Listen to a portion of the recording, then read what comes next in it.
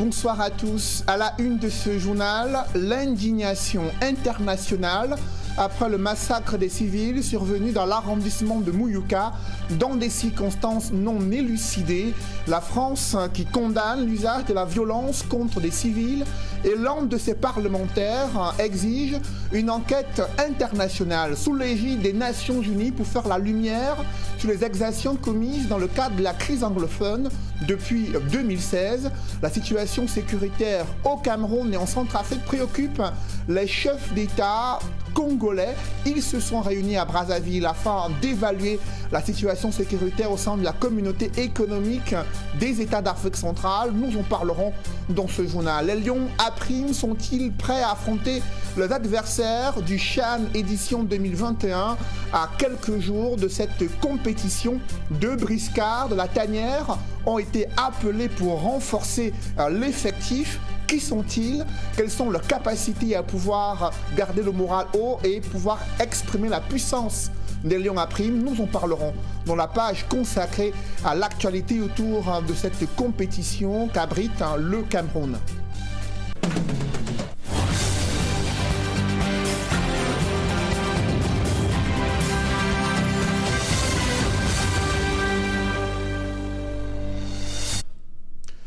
Merci de suivre cette édition complète de l'information sur Equinox Télévision. D'abord, les enjeux de développement local à Tombelle, dans la région du sud-ouest, là où il y a une insuffisance criarde des infrastructures routières, des difficultés d'accès à l'eau potable. La municipalité qui mise sur un budget évalué à 2 milliards de francs CFA afin de pouvoir combler ses multiples déficits. Mais le défi important, c'est pouvoir collecter les recettes dans une localité meurtrie par les affres de la guerre contre les groupes armés séparatistes. Le récit des faits avec Jacquino Molon et Xavier Foka.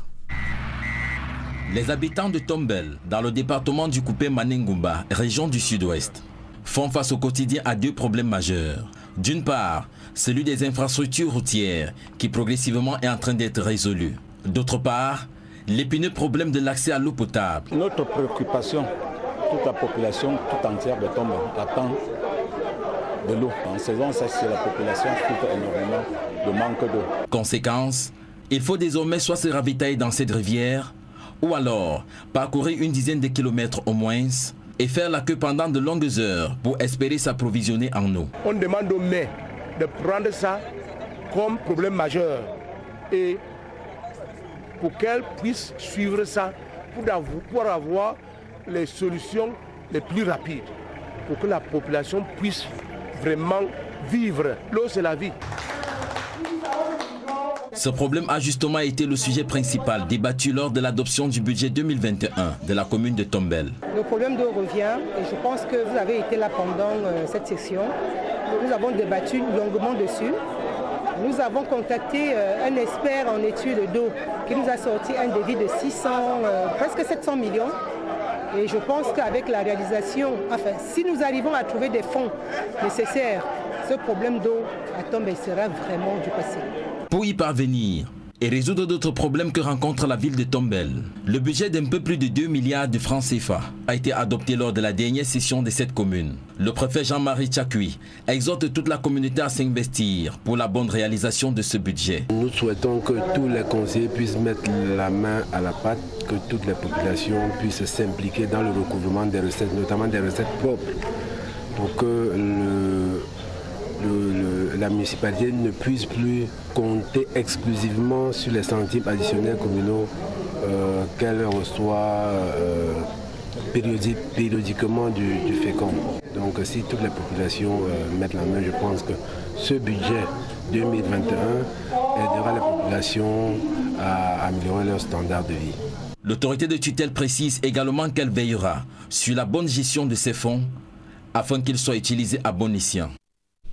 Dans la région du sud-ouest, les affres de la guerre contre les séparatistes anglophones ne laissent pas indifférente la communauté internationale. La France réagit après le massacre des civils survenu dans l'arrondissement de Muyuka, région du sud-ouest. Elle condamne cette violence contre des civils survenus dans des circonstances non élucidées et demande à faire la lumière sur cet autre massacre survenu sur le théâtre de la crise anglophone. Autre réaction, celle d'un député français, Sébastien Nadeau, qui note que pas moins de 8 habitants de Marutu, dans la région du sud-ouest, ont été massacrés, dit-il, dans des circonstances non élucidées.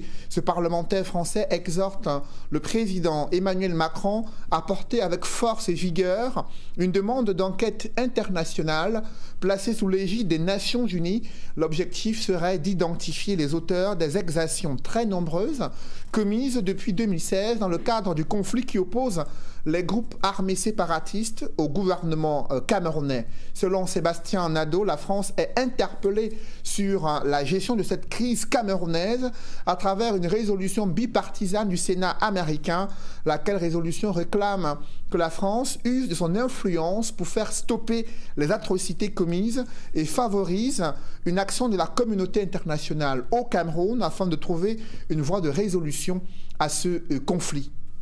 Évoquons à présent un autre défi pour le gouvernement. Peut-il maîtriser son rythme d'endettement et réduire son déficit budgétaire dans un contexte de difficultés sécuritaires et économiques? Le ministre des Finances veut croire en l'exécution efficiente du budget d'investissement public pour répondre au triple enjeu économique, sécuritaire et social. Louis-Paul Motazé a tracé les sillons du budget d'investissement public à Ebolova. Compte rendu, Élisée Bogba et Marcelin Gansap. C'est connu de tous. Le budget 2021 s'exécute dans un contexte particulier, marqué par des incertitudes, lesquelles font appel à plus de prudence et de vigilance dans la formulation des choix stratégiques et budgétaires. 2020 a été une année désastreuse. Fort heureusement, avec les mesures qui ont été prises par le chef de l'État, nous avons tenu. 2021, nous entrons dans 2021 dans un climat d'insécurité. Je ne veux pas dire d'insécurité, mais j'ai envie de dire de très faible maîtrise de l'avenir. Nous espérions, quand nous finissions 2020, nous espérions que la pandémie du coronavirus commençait à être une affaire du passé. Mais lorsque nous suivons l'actualité, nous nous rendons compte que le problème reste entier, s'il ne va pas s'aggraver. Il y a la crise sociopolitique que nous connaissons. Bref, il y a une espèce d'incertitude. Et cette incertitude nécessite que tout le monde se mette à la tâche. D'abord par une gestion optimale des recettes, par une exécution très rationnelle et prudente des dépenses.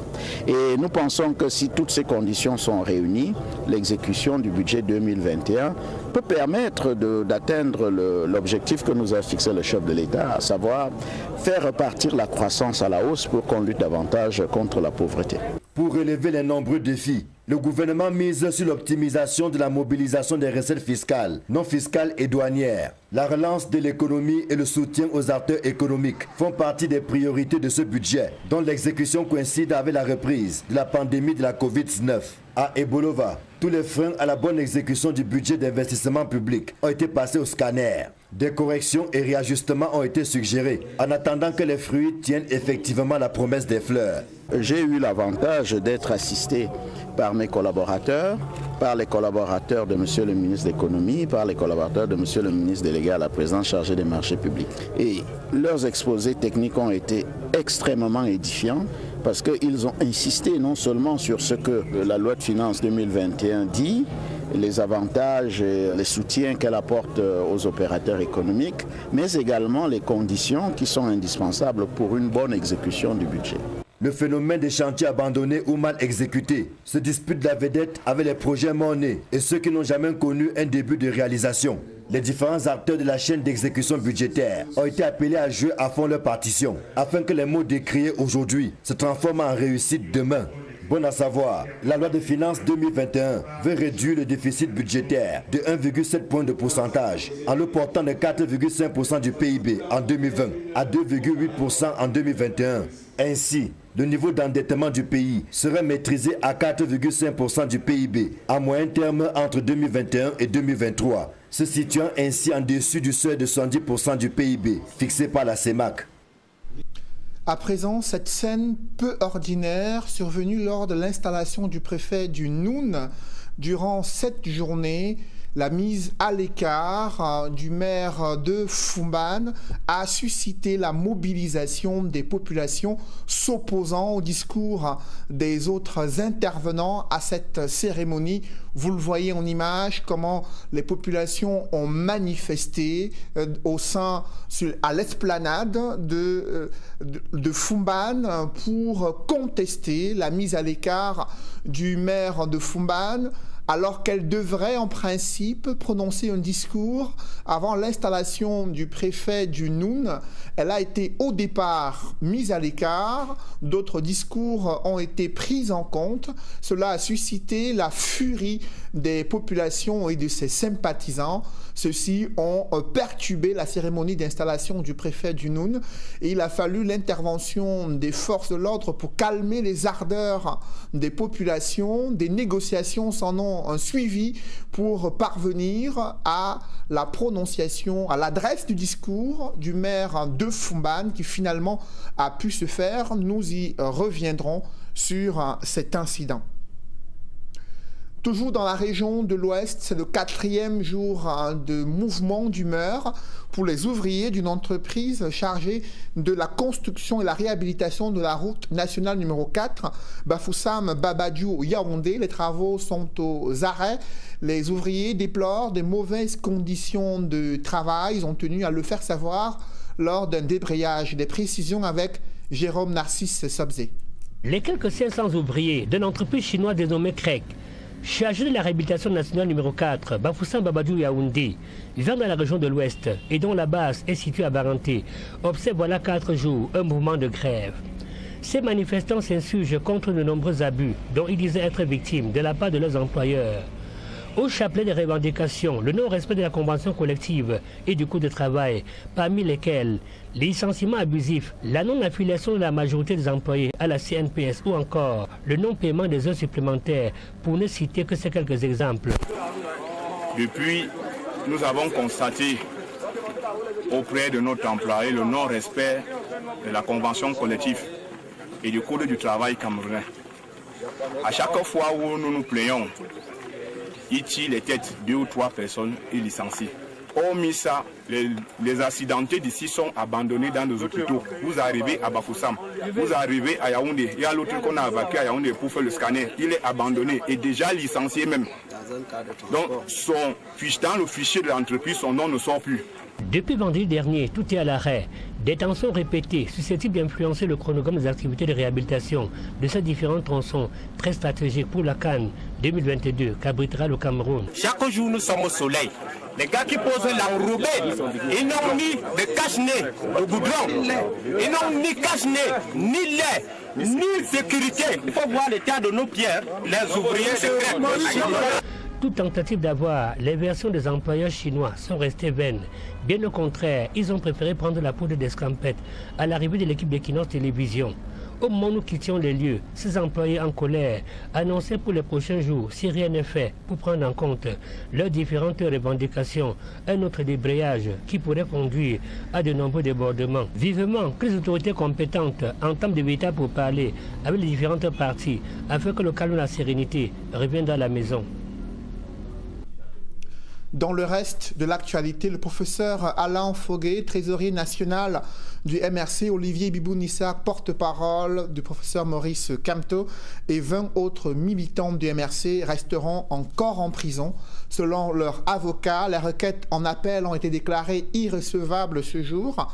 Pour étayer sa décision, le juge estime que les requêtes étaient mal dirigées car elles n'ont pas été adressées au président de la cour d'appel, statuant comme juge d'habeas corpus, qui devrait plutôt être saisi, mais c'est plutôt au président de la chambre de contrôle de l'instruction. Les avocats des requérants refutent cette lecture des dispositions légales qui ne reposent selon eux sur aucune loi en vigueur au Cameroun. Comment le gouvernement compte-t-il gérer l'intense flux des usagers sur la pénétrante est de Douala alors que le Chan devrait tripler le trafic à l'entrée de la capitale économique? Des embouteillages géants pourraient causer de nombreux désagréments aux populations sur cet axe routier encore en chantier. Rendu sur les lieux, le ministre des Travaux publics, Emmanuel Nganou-Djoumessi, évalue les travaux d'urgence effectués afin de pallier cette difficulté à venir. D'autres précisions avec Dallas Kana et Donald Brice Kamgan. Les explications de Franck Castellan. Devant le ministre des Travaux publics, le directeur général de Rasel apporte des réponses aux questions d'Emmanuel Nganou-Djoumessi. L'entreprise française sous-traite auprès du Canadien McGill les travaux exécutés en urgence à la pénétrante est de Douala en prélude au championnat d'Afrique des Nations. Il s'est agi pour la multinationale d'élargir et de renforcer la chaussée, mais aussi d'aménager les carrefours. L'intense trafic déjà observé ici pourrait tripler pendant le CHAN. Alors, il fallait s'adapter. On a aussi mis un premier renforcement, qui n'est pas un renforcement définitif, mais qui fera partie du renforcement définitif, aussi du grand projet qui est en cours, qui permet de remettre la route à un standing digne pour accueillir tous nos invités pour le CHAN. Et on a aménagé donc tous les carrefours pour raccorder les travaux qui étaient un peu laissés en retrait. Par le passé, d'impressionnants bouchons ont donné du fil à retordre aux usagers ici. L'enjeu des travaux, c'est donc d'assurer une bonne fluidité dans la circulation. Permettre aux supporters d'aller et de revenir du stade de Japoma sans être pris au piège des embouteillages. À cet effet, l'élargissement de la chaussée a permis d'obtenir 2 voies de dessert de Douala, en plus des autres aménagements menant au stade. Les travaux qu'on nous a confiés, que le MINTP nous a confiés, sont terminés. Bon, il reste des bricoles, il y a plein de petits détails à faire encore, ça c'est jamais terminé. Mais le gros des travaux c'est fait. En recommandant quelques plaques indicatives ça et là, l'équipe d'Emmanuel Nganou-Djoumessi s'est dit rassurée d'une compétition sans encombre à la pénétrante Est. Globalement nous sommes satisfaits parce que ce qui était prescrit à l'entreprise pour fluidifier le trafic sur l'itinéraire a été largement réalisé. Il faut dire que nous sommes en train de préparer ce que nous appelons en termes techniques l'accostage, c'est-à-dire que c'est la précision de tout ce qu'il s'agira de faire dans le cadre du projet. On va le prescrire, on va le définir de façon globale et nous allons définir un phasage pour que à terme nous ayons le projet que nous avons imaginé. En dehors des travaux d'urgence réalisés pour le CHAN, la pénétrante Est est un vaste chantier. Il y est prévu de grands travaux complémentaires avec l'aménagement de 6 voies circulables dont une voie centrale pour les véhicules de transit entre Douala et Yaoundé. À quelques jours du CHAN édition 2021, 2 briscards appelés pour renforcer les Lions à prime, Jacques Zoua et Yannick Ndieng figurent parmi les joueurs retenus pour le CHAN 2021. Après une préparation calamiteuse, les Lions à prime auront-ils la puissance et la force mentale pour affronter leurs adversaires et remporter la victoire durant cette compétition qui s'ouvre d'ici le week-end prochain à Yaoundé et Douala? Élément de réponse avec Emmanuel Job et Aïk Cyril. Jacques Zoua, vainqueur de la CAN 2017 avec les Lions seniors, et Yannick Ndieng sont 2 vétérans qui, après une aventure professionnelle peu fructueuse, sont venus se ressourcer au Bercail. Ils sont retenus dans la liste des 23 ou 33 par le sélectionneur des Lions A' afin d'affronter le CHAN 2021. Henri Manga, technicien de football, y voit un savant dosage entre expérience et jeunesse. Dans cette liste, le sélectionneur pourra associer 2 attaquants, un ancien et un jeune. Ça veut donc dire qu'on peut espérer des résultats sur cette liste parce que la préparation est terminée. Aujourd'hui, les joueurs ne pensent qu'à entrer dans la compétition. Mais le technicien de football reste prudent. Après une phase préparatoire plutôt catastrophique, tout repose désormais sur le mental.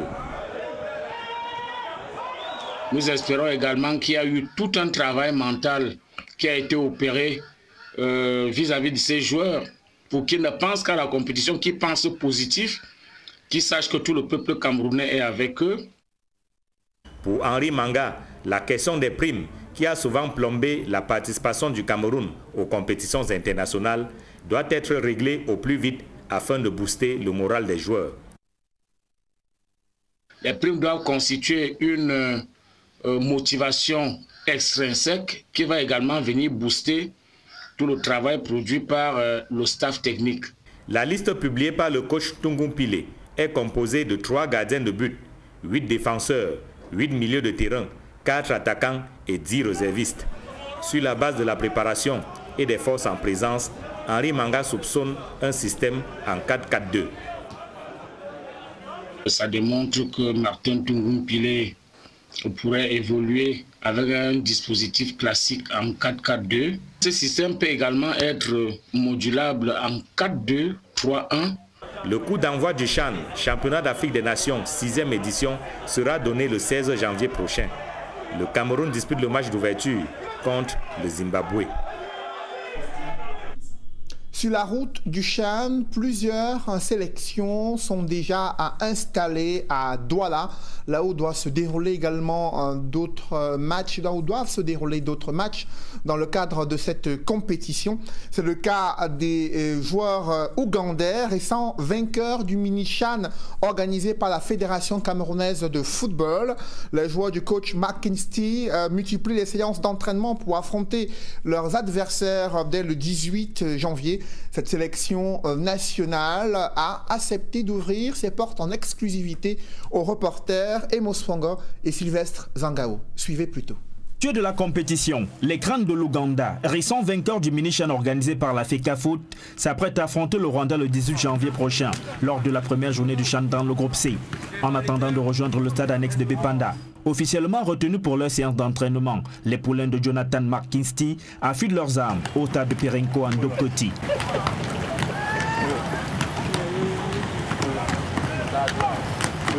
Les consignes du sélectionneur sont claires. Il faut vite oublier le mini-CHAN et rester concentré sur la compétition qui s'annonce rude dans le groupe C avec le Maroc, champion en titre. Aucune interview n'est autorisée, mais nos caméras captent la concentration qui s'affiche sur le visage des joueurs. Ok, on est là, passe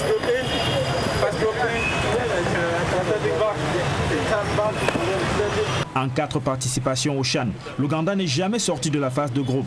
Les crânes, à l'image de l'un des meilleurs joueurs de l'équipe, Tony Mawishi, fixent le cap cette édition sur la finale. Dans l'escale internationale, la situation sécuritaire sur le continent africain préoccupe les chefs d'État congolais. Denis Sassou Nguesso et Félix Tshisekedi ont discuté sur la situation sécuritaire en Centrafrique et la situation sécuritaire au Cameroun. Toujours sur le continent, au Mali, une mission de la CEDEAO séjourne depuis plusieurs jours afin d'évaluer la mise en œuvre du processus de transition, là où il y a des critiques sur une présence dominante des militaires au sommet de l'État malien. Et aux États-Unis, c'est les démocrates qui ont déposé officiellement devant la Chambre des représentants cette résolution visant à pouvoir destituer le président sortant Donald Trump. La mouture internationale est signée Gladys Sidé.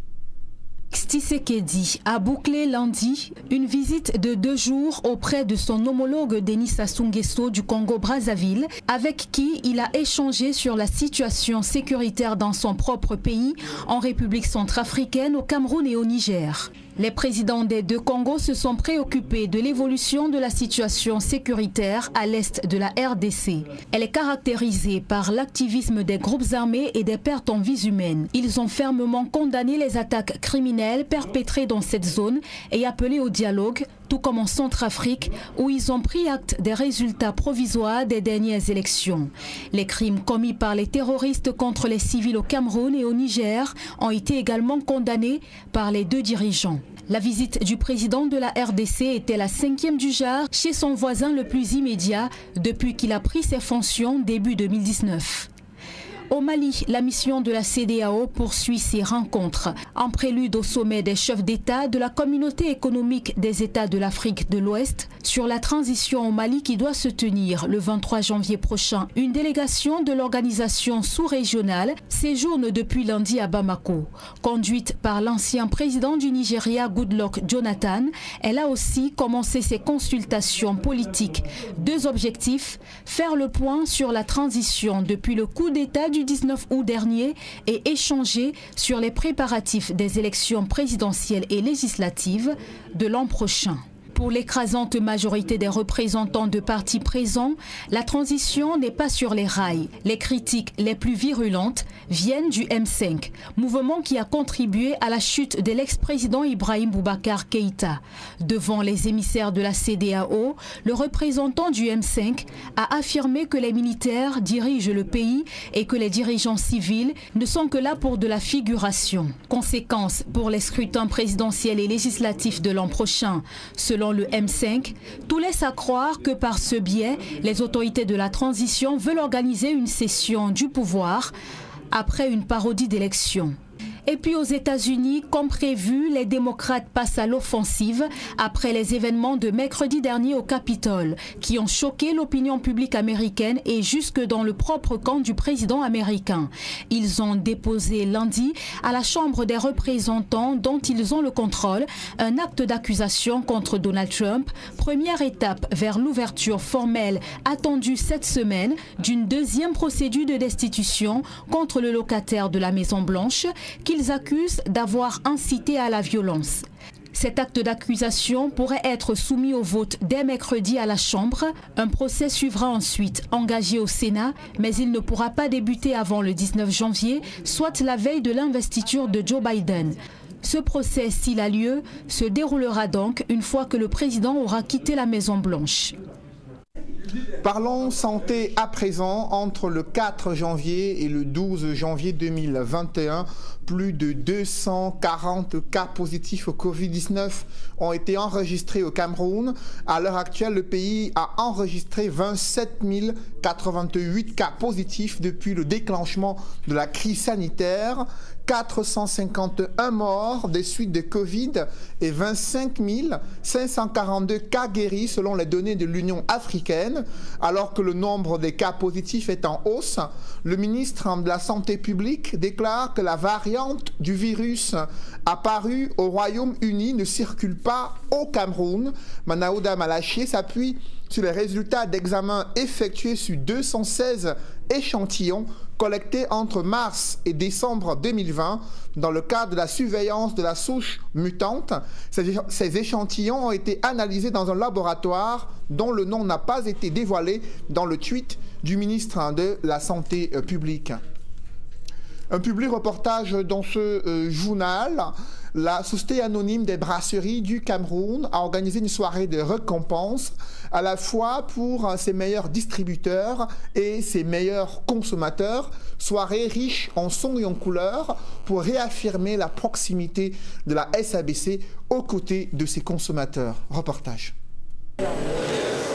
En marge du séminaire commercial et marketing itinérant organisé par la région du centre du groupe SABC, les brasseries du Cameroun ont, comme l'année dernière, célébré la performance. Et pour le début de cette grande série, c'est la région du centre qui a ouvert le bal des cérémonies au palais des congrès de Yaoundé, habillé aux couleurs de 33 Sports, le supporter numéro 1 du football, pour une soirée tout feu tout flamme et d'un succès éclatant. Le groupe SABC, c'est vous. La nouvelle année s'ouvre avec de nouveaux challenges. Nous sommes toujours disponibles pour vous accompagner vers les chemins du succès. Nous vous invitons donc à consolider les acquis et redoubler d'ardeur pour la poursuite de la professionnalisation de la distribution à travers la bonne exécution des fondamentaux de notre activité. Le bon produit au bon prix, la bonne distribution et la bonne disponibilité. En cette occasion, l'ambiance a hautement été relevée avec des invités triés sur le volet dans le monde footballistique, notamment son excellence Albert Roger Mila, Jules Denis Onana, entre autres. Côté musique, la crème des crèmes, à l'instar du groupe Takam 2 qui donne le ton à travers son rythme mythique. Richard Amogo enflamme la scène avec son beat et le haut de gamme Belkatobi, la Giga, la Terra, la Webstar qui illumine de son talent la scène de la soirée de la performance de la SABC au palais des congrès de Yaoundé.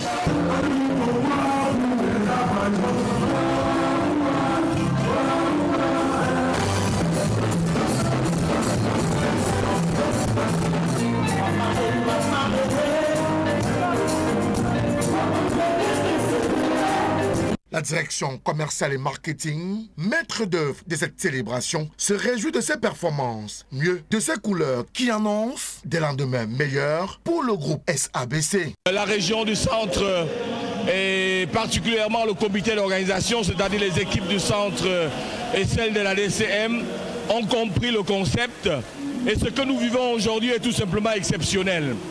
Une mention spéciale pour cet événement qui rentre en droite ligne avec ce que nous avons souhaité, c'est-à-dire permettre à nos clients et notre force de vente de célébrer les meilleurs résultats de 2020 sous le signe du CHAN qui va démarrer bientôt dans notre pays, dont le signe du football avec 33 exports. Ce 8 janvier 2021, le groupe SABC a célébré la performance et a à cet effet récompensé sa force de vente à travers le prix du meilleur service commercial de la région du centre. C'est le travail de toute une équipe engagée, dynamique, qui au quotidien pilote ses KPI, qui au quotidien est focus sur les objectifs, qui au quotidien a à cœur de satisfaire les clients parce que le modern trade c'est une qualité de service. Au-delà du volume, c'est le service, c'est le client qui est au cœur de notre business.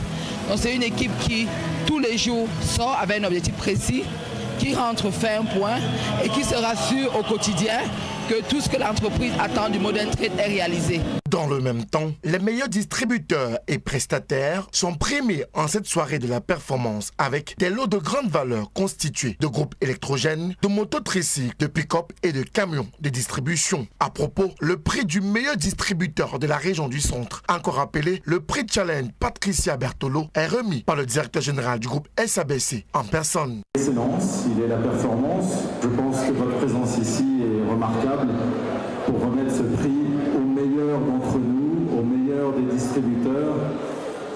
Et je suis très heureux de vous avoir à mes côtés pour pouvoir le faire. La performance est collective et la balle est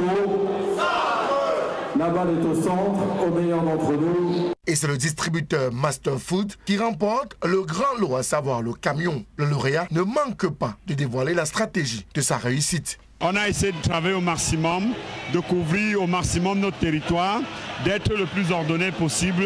Et je pense que c'est grâce à ça qu'on a réalisé les performances qu'on a réalisées et qu'on a gagné ce magnifique trophée que vous voyez là. Mais tout ceci n'aura pas été possible si on n'avait pas suivi scrupuleusement les conseils des brasseries du Cameroun et aussi d'avoir l'équipe que nous avons qui travaille de jour comme de nuit. On a une belle équipe de jeunes enfants qui rêvent, qui croient au travail, qui ont envie de grandir. Et je pense qu'avec les brasseries, on a la chance d'atteindre ce noble objectif. Au terme de la soirée des récompenses, une liesse d'ensemble s'empare alors des convives et lauréats pour magnifier l'excellence. Prochain rendez-vous, le 13 janvier 2021, la passe sera alors en direction de la région de l'Ouest Cameroun. Le groupe SABC, le leader qui rassure.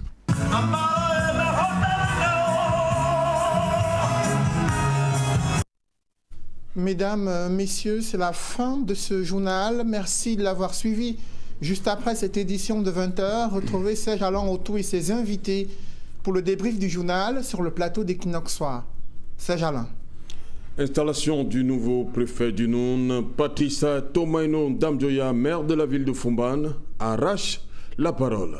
Il a fallu des interventions musclées des populations qui se sont opposées au discours des autres personnalités conviées à cet événement, à savoir l'installation du nouveau préfet du Noun, alors qu'il est de tradition que le maire de la ville puisse s'adresser au tout nouveau préfet. Cette adresse n'a pas été prévue dans le programme initial, à la grande surprise du maire de Fumban. Elle et ses partisans se sont mobilisés pour perturber la cérémonie. Même l'intervention des forces de l'ordre n'a pas permis à pouvoir déstabiliser les sympathisants et les populations de la ville de Fumban. C'est après d'âpres négociations qu'elle a pu tenir son discours sous de nombreux applaudissements des populations à Fumban. Voilà. Madame, Monsieur, c'est donc l'essentiel. Equinox Soir, deuxième partie. Bonne soirée à vous, Cédric. Je vous souhaite une bonne soirée, Serge Alain. Rendez-vous demain. 20h. Dans un